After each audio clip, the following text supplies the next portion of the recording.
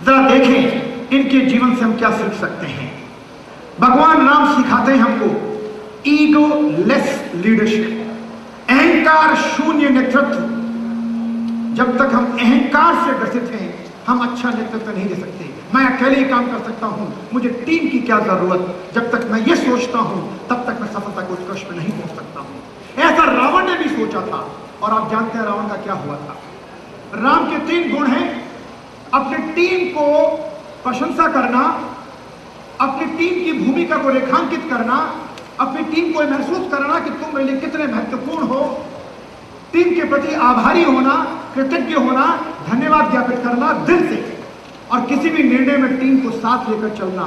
ये राम के 3 गुण थे। जबकि रावण के गुण थे अपनी टीम को हमेशा हिकारत से देखना, नकारना, उनका अपमान करना, अपने अहम का शिकार होना और अपनी टीम के लोगों की बात को नहीं सुनना।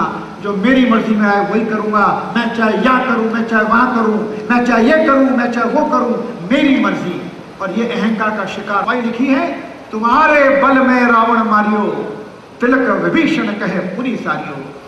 जब विजय हो गई लंका पर तो राम ने सारे वानरों को इकट्ठा किया, सारे भालुओं को इकट्ठा किया, सारे अर्ध मनुष्यों को इकट्ठा किया। आप सब जानते हैं रावण के पास प्रशिक्षित सेना थी, जबकि राम के पास कोई प्रशिक्षित सेना नहीं थी। पशु और व्यक्तियों मनुष्यों की मिली हुई सेना थी।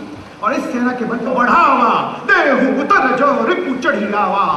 मैं सीता का अपहरण करके आया हूं, मैंने शत्रुता मोल ली है, मैंने दुश्मनी मोल ली है, मैं ही निपटूंगा, मैं ही करूंगा।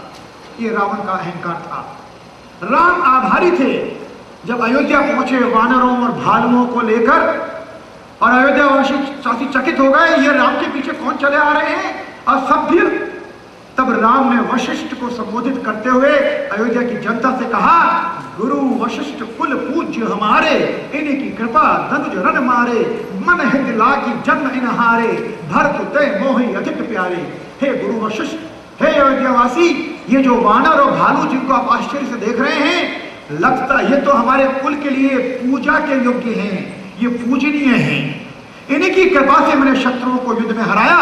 लगता है इनका जन्म मेरे ही हित के लिए हुआ था। मुझे मेरे भाई विभीषण से भी ज्यादा मेरी ये टीम प्यारी है, ये राम ने कहा था। और रावण कहता था, कहे सी न खलस को जगमाही, भुजबल जय जिता मैं नाही। अरे दुनिया में लोग मुझे ऐसे ही महावीर नहीं कहते, मैंने दुनिया के 3 लोग अपनी ताकत से जीते हैं। राम का राज तिलक हुआ। राज तिलक के बाद एक भाषण दिया जाता है, विक्ट्री स्पीच। तो राम ने भी एक भाषण दिया अयोध्यावासियों को और कहा, जो अनीति कछु भापू भाई, जो मोहि बरजो भय बिसराई।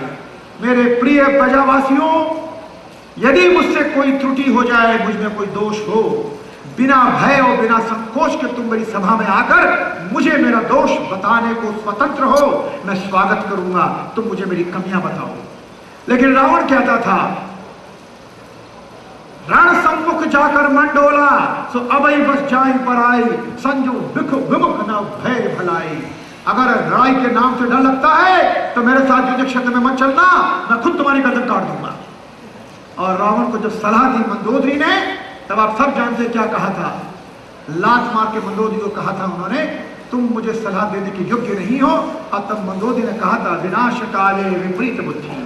और उसके तुलसीदास जी लिखते हैं, निकट काल जही आवत साई, ते भ्रम होई तुमरी नाई। जिनका काल निकट आ जाता है, हे पतिदेव, तुम्हारी तरह उन्हें भी भ्रम हो जाता है कि वो महान है और अकेले ही अपने कंधों पर सारा बोझ ढो सकते हैं और अपने टीम के अनुग्रही नहीं रहते और टीम को नकार देते हैं।